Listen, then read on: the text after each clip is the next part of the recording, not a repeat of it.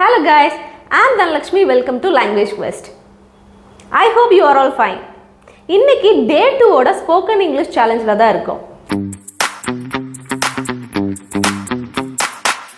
இன்னைக்கு கிளாஸ்ல நம்ம என்ன பார்க்க போறோம் அப்படிங்கிறதுக்கு முன்னாடி நேத்து கிளாஸ்ல என்னென்னலாம் பார்த்தோம் அப்படிங்கறத ஷார்ட்டா ரீகால் பண்ணிடலாம். நேத்து கிளாஸ்ல என்ன பார்த்தோம்? ஒரு சென்டென்ஸை எப்படி பேசணும் இங்கிலீஷ்ல, அதுக்கு என்னென்ன விஷயம் தேவை அப்படிங்கறத பார்த்தோம் இல்லையா?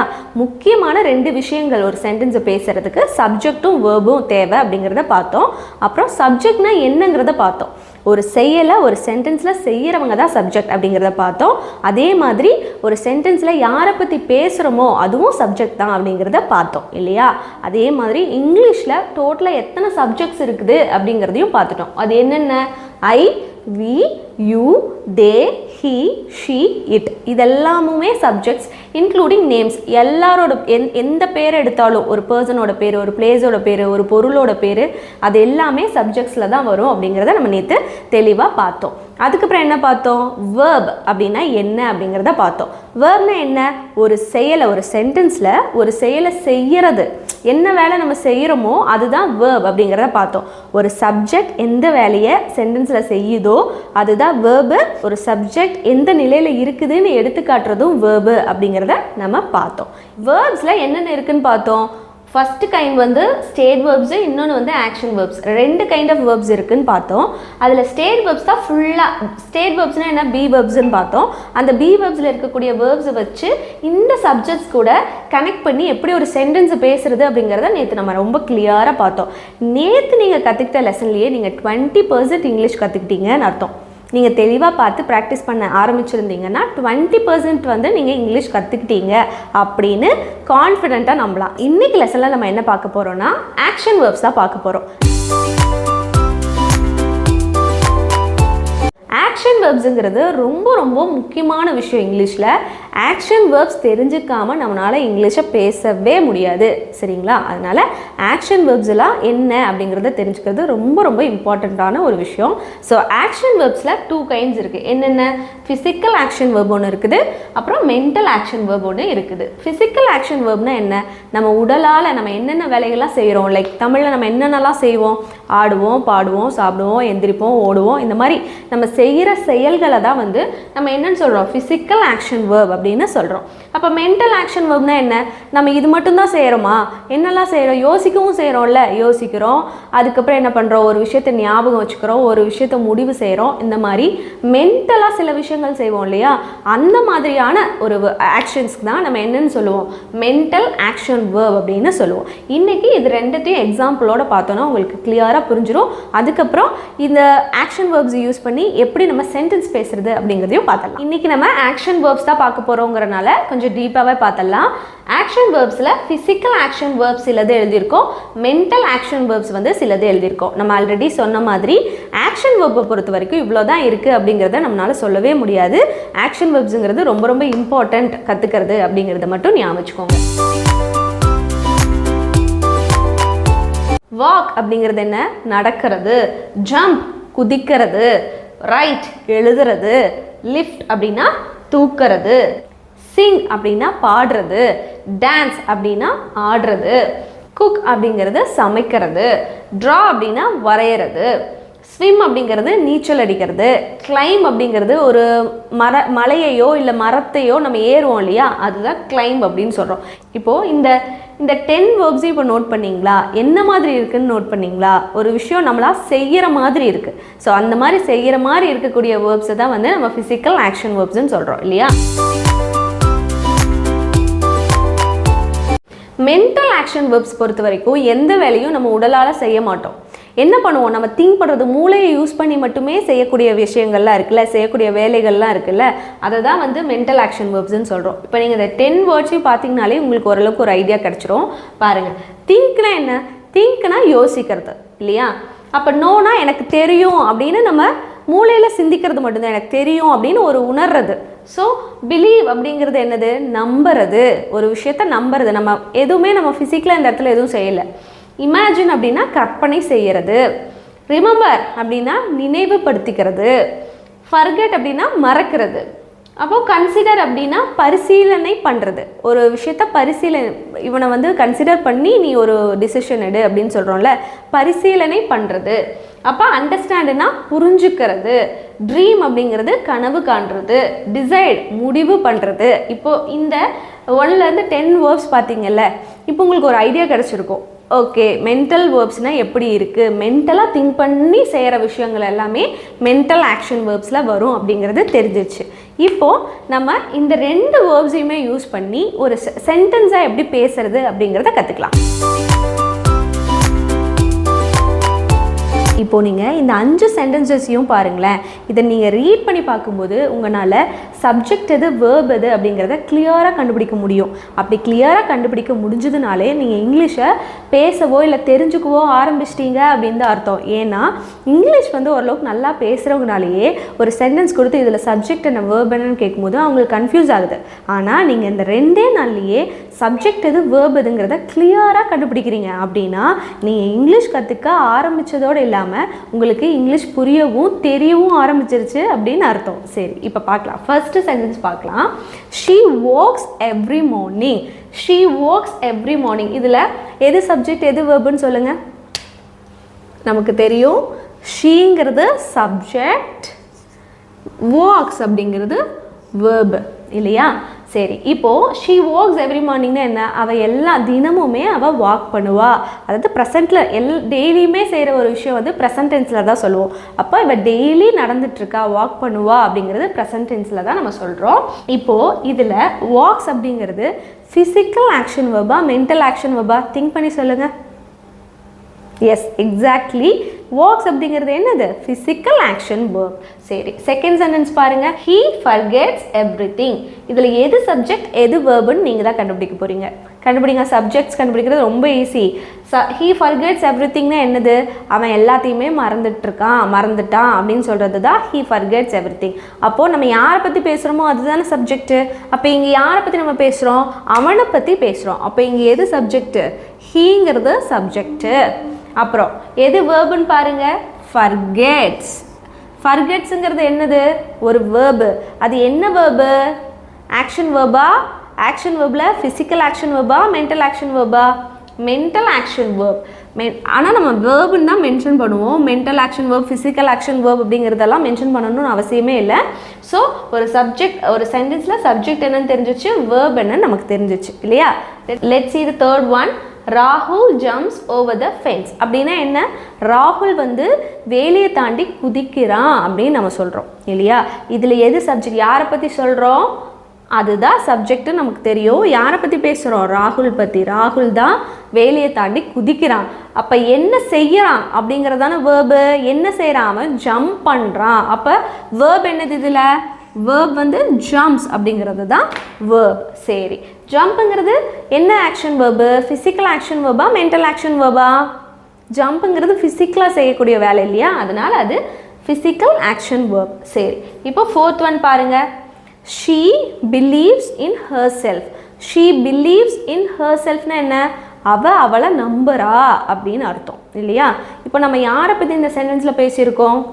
அவளை பற்றி பேசியிருக்கோம். அப்போ அவள் அப்படிங்கிறது என்னது? சப்ஜெக்ட். இந்த இடத்துல ஷீ அப்படிங்கிறது என்னது? சப்ஜெக்ட். ஓகே, அவள் என்ன பண்ணுறா? பிலீவ்ஸ் பண்ணுறா. ஆனால் அவள் ஃபிசிக்கலாக எதுவும் பண்ணல. அவளை நினச்சிக்கிறா. அப்படி நினைக்கிறது தான். அப்போது பிலீவ்ஸுங்கிறது வேர்பாக தான் இந்த சென்டென்ஸில் செயல்படுது. இப்போது பிலீவ்ஸுங்கிறது என்னது? Verb. Okay, let's see the fifth one. He writes a letter to his uncle. அவனோட அங்கிளுக்கு ஒரு லெட்டர் எழுதுறான் அப்படின்னு சொல்கிறோம். இதில் நம்ம யாரை பற்றி பேசுகிறோம்? அவனை பற்றி பேசுகிறோம். அப்போ அவன் அப்படிங்கிறது என்னது? சப்ஜெக்ட். இதில் அவன் என்ன செஞ்சான்? அவன் எழுதுனான். அவன் என்ன பண்ணுனா? எழுதுனான். எழுதுறது என்னது? ஒரு வேலை. அப்போது ரைட் அப்படிங்கிறது வேர்ப். இப்போது நமக்கு கிளியராக சென்டென்ஸில் எது சப்ஜெக்ட் அண்ட் வேர்புன்னு நம்ம கண்டுபிடிக்க தெரிஞ்சிருச்சு. ஸோ இது மிகப்பெரிய அச்சீவ்மெண்ட். இன்னும் சில சென்டென்சஸ் பார்த்துடலாம். Let's see next 5 sentences. இதில் ஃபர்ஸ்ட் ஒன் பாருங்கள். we swim in the lake during summer. we swim in the lake during summer. அப்படின்னா என்ன? நாங்கள் வெயில் காலத்தில் ஸ்விம் பண்ணுறோம், எப்போவுமே ஸ்விம் பண்ணிகிட்ருக்குறோம் அப்படின்னு சொல்கிறோம் இல்லையா? இப்போ இந்த இடத்துல எது சப்ஜெக்ட்டு? நாங்கள் அப்படின்னு அவங்கள மென்ஷன் பண்ணியிருக்காங்க. ஸோ இந்த இடத்துல நாங்கள் அப்படிங்கிறது என்னது? சப்ஜெக்ட். அவங்க செய்கிற செயல் என்னது? அவங்க என்ன செயல் செய்கிறாங்க? எப்போவுமே ஸ்விம் பண்ணுறாங்க, நீச்சல் அடிக்கிறாங்க. ஸோ செய்கிற செயலை நம்ம என்னன்னு தான் சொல்லுவோம்? வேர்புன்னு தான் சொல்லுவோம். ஸ்விம் அப்படிங்கிறது என்ன ஆக்ஷன் வேர்பு? ஃபிசிக்கல் ஆக்ஷன் வேர்பா, மென்டல் ஆக்ஷன் வேர்பா? நம்ம ஃபிசிக்கலாக ஒரு வேலையை செய்கிறோம். ஸ்விம்முங்கிறது ஃபிசிக்கலாக செய்யக்கூடிய ஒரு விஷயம் தான் இல்லையா? ஸோ ஸ்விம்முங்கிறது ஃபிசிக்கல் ஆக்ஷன் வேர்பு. இப்போது நெக்ஸ்ட் சென்டென்ஸ் பாருங்கள். She dreams of becoming a famous artist. அவள் ஃபேமஸ் ஆர்டிஸ்டாக ஆகணும் அப்படின்னு கனவு காண்றா அப்படின்னு இந்த இடத்துல சொல்லியிருக்கோம். இப்போது இந்த இடத்துல எது சப்ஜெக்ட்? நம்ம யாரை பற்றி பேசுகிறோம்? அவளை பற்றி பேசுகிறோம். அப்போ அவள் அப்படிங்கிறது என்னது? சப்ஜெக்ட். சப்ஜெக்ட். அவள் என்ன செய்கிறா? அவள் செய்கிற விஷயம் இங்கே என்ன? ஃபிசிக்கலாக அவள் எதுவுமே பண்ணல, அவள் கனவு தான் காண்றா, மென்டலாக திங்க் பண்ணுறா. ஸோ ட்ரீம்ஸ் அப்படிங்கிறதும் என்னதுன்னு தான் நம்ம சொல்லுவோம், வேர்புன்னு தான் சொல்லுவோம். இப்போ ட்ரீம்ஸ் அப்படிங்கிறது என்னது? Verb. Okay, let's see the next one. The cat climbs the tree. அப்படின்னா என்ன? பூனை மரத்து மேலே ஏறுது அப்படின்னு அர்த்தம் இல்லையா? இந்த இடத்துல நம்ம யாரை பற்றி பேசியிருக்கோம்? பூனையை பற்றி பேசியிருக்கோம். பூனைங்கிறது ஒரு பெயர் இல்லையா? அந்த அனிமலோட பெயர். ஸோ அது இல்லைன்னா நம்ம என்னன்னு சொல்லியிருக்கோம்? இட்டுன்னு தானே மென்ஷன் பண்ணுவோம். ஸோ இட்டுக்கு பதிலாக இந்த இடத்துல நேம் போட்டாலும் இதுவும் சப்ஜெக்ட் தான். ஸோ கேட் அப்படிங்கிறது என்னது? சப்ஜெக்ட். அது என்ன வேலை செய்யுது? ஏறுது, மரத்து மேலே ஏறுது. ஸோ இது என்னது? கிளைம்ஸ் அப்படிங்கிறது வேர்ப். சரிங்களா?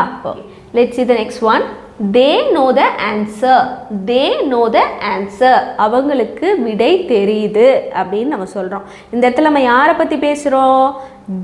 தேன்னு என்ன? அவர்கள், அவங்களுக்கு ஆன்சர் தெரியுது. ஓகே, தே அப்படிங்கிறது சப்ஜெக்ட்டு. அவங்க என்ன விஷயம் செய்கிறாங்க? அவங்க எதுவுமே ஃபிசிக்கலாக செய்யலை, ஆனால் ஒரு விஷயம் அவங்க உணர்றாங்க, தெரியுது, திங்க் பண்ணுறாங்க இல்லையா? ஸோ அது என்னது? நோ அப்படின்னா தெரியும்னு அர்த்தம். ஸோ நோங்கிறது என்னது?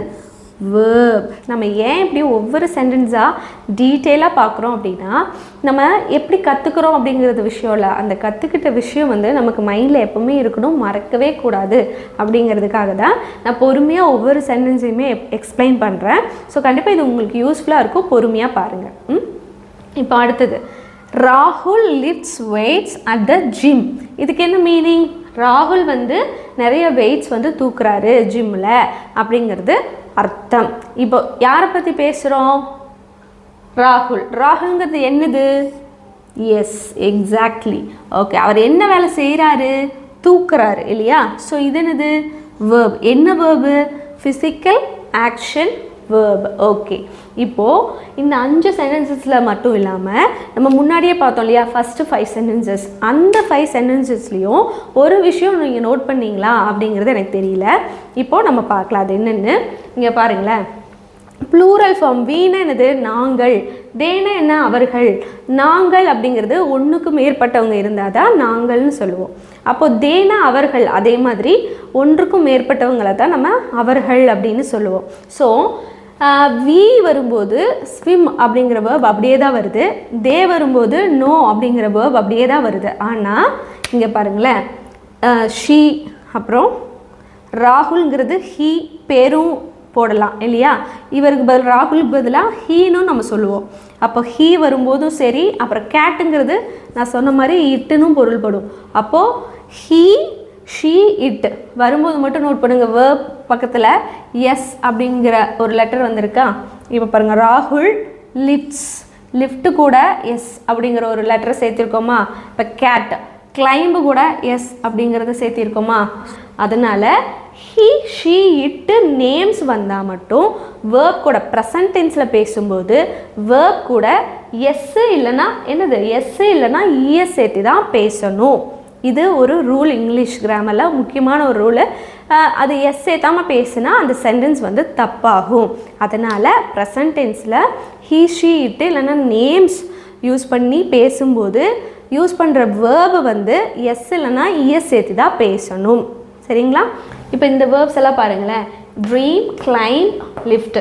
இது மூணுக்குமே எஸ் மட்டும்தான் சேர்த்துருக்கோம். ஆனால் இங்கே நான் என்ன எழுதியிருக்கேன், இஎஸும் சேர்த்தணும் அப்படின்னு எழுதியிருக்கேன். ஸோ வார்த்தைக்கு ஏற்ற மாதிரி ஒவ்வொரு இடத்துல நம்ம எஸ் சேர்த்துவோம். இன்னும் சில வேர்ட்ஸ்க்கு வந்து இஎஸ் சேர்த்துற மாதிரி தான் வரும். அப்படி சேர்த்துனா தான் அது கரெக்டான வேர்டாக வரும். இப்போது கோ பக்கத்துலலாம் இப்போ கோன்னு வேர்ப் எடுத்துக்கோங்களேன். இது கூட இப்போ he go to temple, he go to the temple, he go to the temple அப்படின்னா இது ராங்.